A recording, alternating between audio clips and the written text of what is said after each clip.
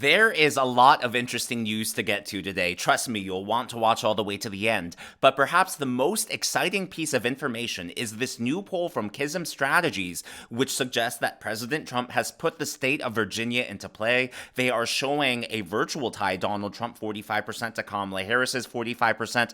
Now, Kism Strategies also polled two other states, Minnesota and Maryland, and both those states, they showed Kamala Harris with a lead. So that actually gives this result more credibility because it's not as if they're being accused of being a right-leaning pollster. You know, their Virginia poll is actually an outlier. So they published an article to defend it in their second paragraph. However, our survey tells a different story, with Harris up 0.7% in Virginia, 45.2 to Trump's 44.5%, a statistical tie, by the way, way within the margin of error. Now, in their second to last paragraph here, they do raise some concerns about their results and about their methodology, but in the very last paragraph, they say, despite their concerns, they feel it's important to publish outlier surveys like this one. And, you know, they want to make it very clear that they're not hurting. They're not trying to put their thumb on the scale. They want to say, hey, there's actually a significant chance, based on our findings, that Trump could win the state of Virginia. And the most compelling piece of evidence that backs up this survey, because no other surveys are showing this, is the fact that NBC ran a test election night broadcast, and somehow that footage was leaked online. And so these news broadcasters, what they want to do, obviously, they want to practice, but they also want to simulate what they think is going to happen on election night. They want to get as close to the most realistic result possible because, hey, practice makes perfect. And what is interesting about this leaked footage is that late into the evening, they are leaving Virginia undecided. They are saying Virginia is too close to call. I think you guys will find this, well, pretty interesting. Well, almost every election since 1988. Right now, it looks like there's a big crack. Michigan, right here, this is really big for Donald Trump. Saginaw, Michigan. It's an area that, you know, we have a very easy comparison. Back in 2020, Joe Biden won it. This time it's Donald Trump. And if he does that in Michigan, it's a really good sign for him. And, you know, we're still early in the night, but when we go back to see path to 270, you know, here's where we are live right now. Kamala Harris only has a couple of ways to get there. And not surprise you, Pennsylvania is top of the list for her. Well, I was going to say, can you play that out for us? What can we do a what-if scenario right now? So what if Harris were to take Pennsylvania, 2 out of the 3 of the blue wall? What else does she need? So if she takes Pennsylvania, that puts her at 219 electoral votes in here. I'm going to put the numbers for folks at home. You can see just what we're working with here. Got to look at this. Virginia, we expected to call this much earlier tonight. Let's assume we expected to call this much earlier tonight. Again, this is their test run. This is their practice run. You can see there, this is a test. By the way, I would also like to point out that the mainstream corporate liberal media, CNN, CBS, ABC, MSNBC, whenever Trump... and not just Trump, actually. I noticed this going all the way back to George W. Bush whenever I was a kid. I would flip between Fox News, CNN, MSNBC, and Fox News would call the states as soon as they could, no matter which way they went. But one thing I've noticed is that these left-leaning networks will drag their feet and will wait to call a state even when other networks like Fox News have called them for Republicans. So, you know, they're saying these states are too close to call, but could they actually end up going for Donald Trump? I'm just saying that. I'm just saying they're probably even practicing, you know, trying to prolong the drama and drag it all out. that goes to her. Minnesota as well. It's been Democratic for nearly 50 years now. Then it's a toss-up. We got 4 states, Sun Belt here. You know, they've both done a lot of events here. We'll get New Mexico. That's also one we expect to go to Harris. But comes down to North Carolina, comes down to Georgia, Arizona. It's going to be a fun night. Yeah, she's short. She's at 247. You got to get to 270 to win it all. All right, where we stand in the race for president. Let's take a look at the all-important battleground states that we've been watching all night, and we are going to begin in Pennsylvania. And that's where we see a race that is too early to call. Right now, Trump with the lead in Pennsylvania. Kamala Harris, but it is too early to call. Moving on to North Carolina. This race Trump with essentially a 5-point lead in North Carolina. With 98% in, yet they don't want to call it. 4,000 votes ahead of Kamala Harris, but not ready to call that race yet. Trump ahead 5 points in Georgia with 99% in, yet they don't want to call it. Votes but we are not ready to pick a winner. And in Arizona, the 11 electoral votes there, it's a battleground state, 99% of the vote in, still too early to call there. Arizona crucial for Kamala Harris. And then again, Virginia. This is a state that we expected to call early for the Democrats. This is a state we expected to call early for the Democrats. Again, to emphasize, that is a test run. That was just a practice run of what they're expecting on election night. But like I said earlier, they want to practice what they think is going to be closest to the actual result. So, I don't think they're going to put up a random map up there because they want to give the anchors, the hosts, time to prepare, time to look at the numbers, have talking points prepared. Now, whether or not you agree what that map looks like, I do think it's very interesting that behind the scenes, the networks are preparing for a long night in regards to Virginia. Now, on top of this, the New York Times has released a brand new poll of the swing states. Trump up 4 in Arizona, Harris won in Georgia. I don't think she's winning Georgia. Trump won in Michigan. As you saw in the NBC practice run, they had Trump winning both Michigan and Wisconsin. Harris up 3 in Nevada, Harris 3 in North Carolina, even in Pennsylvania. Now, I have a lot of doubts about a lot of those numbers.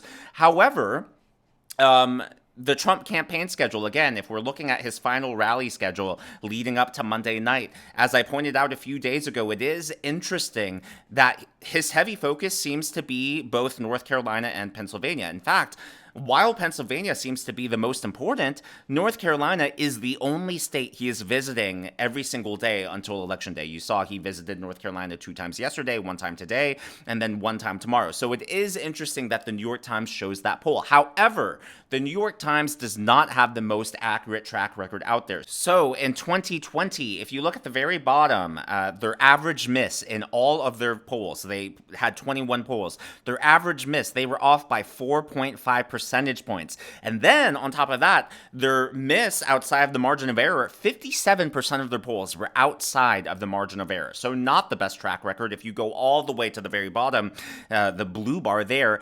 90.4% of their polls missed in favor of the Democrats. In other words, they overestimated how Joe Biden and down ballot Democrats were going to do.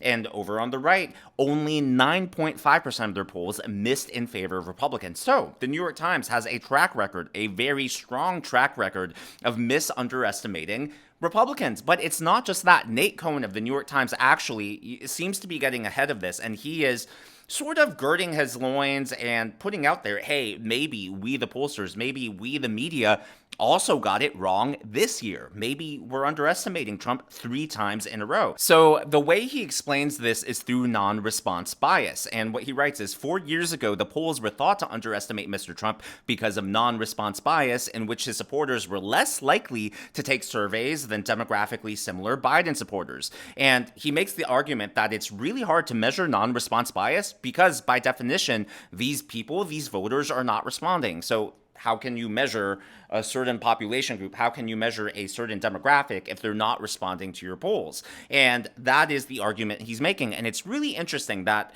in this final weekend of polls, all of a sudden, the New York Times, the paper of record, is talking about non-response bias and kind of hedging their bets and saying, we may have underestimated Trump yet again.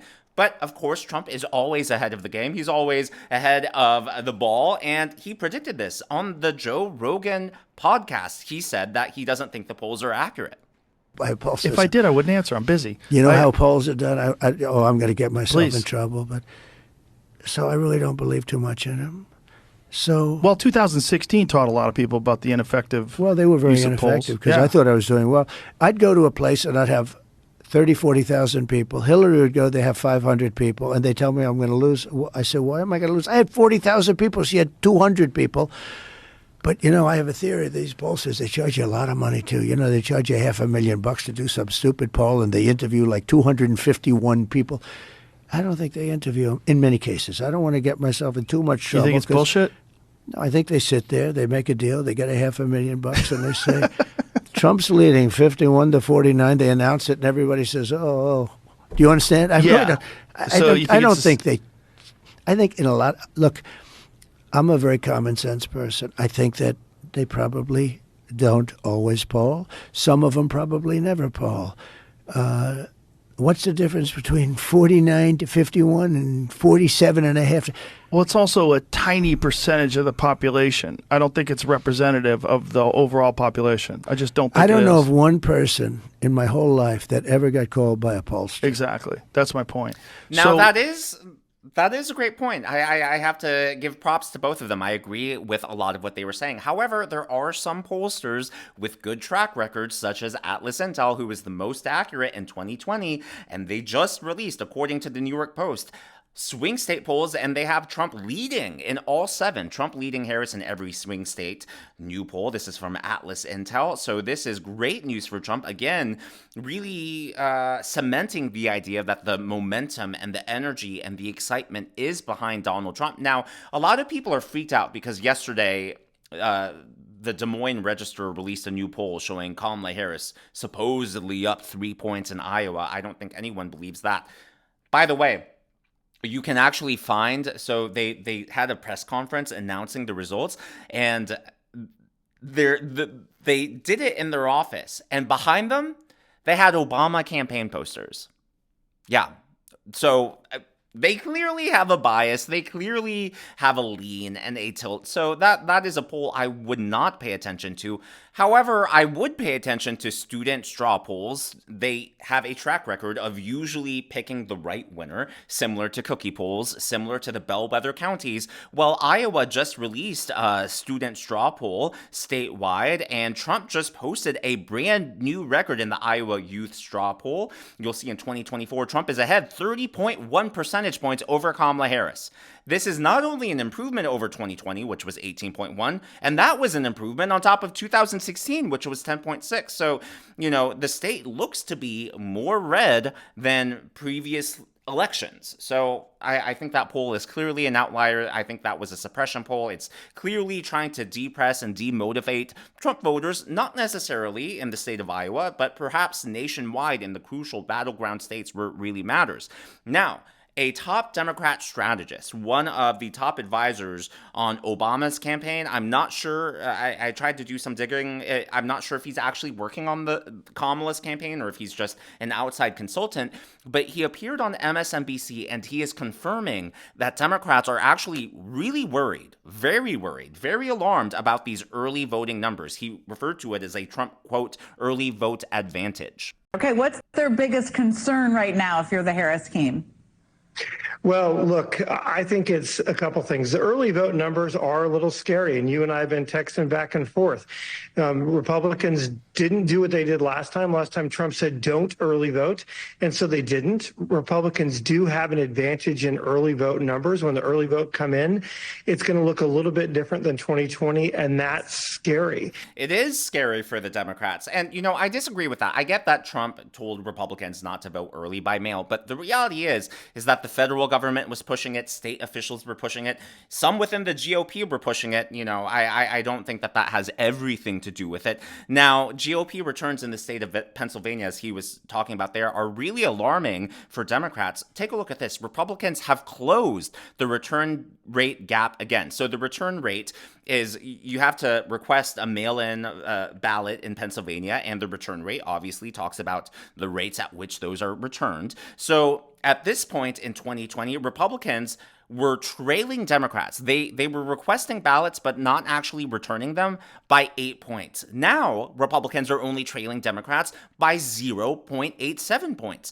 So mail-in votes, Democrats only account for 55.72. This is a 9.2 decrease from 2020, whereas Republicans are up 32.85%. This is up 9.5% from 2020. On top of that, if we're looking at the actual mail-in results, Republicans are up 18.7%. And down below that, you'll see the return rates, essentially indistinguishable. But more importantly, the Democrat firewall going into Election Day is only 406,000 votes. In 2020, they had a built-in firewall, a built-in advantage of 1.1 million.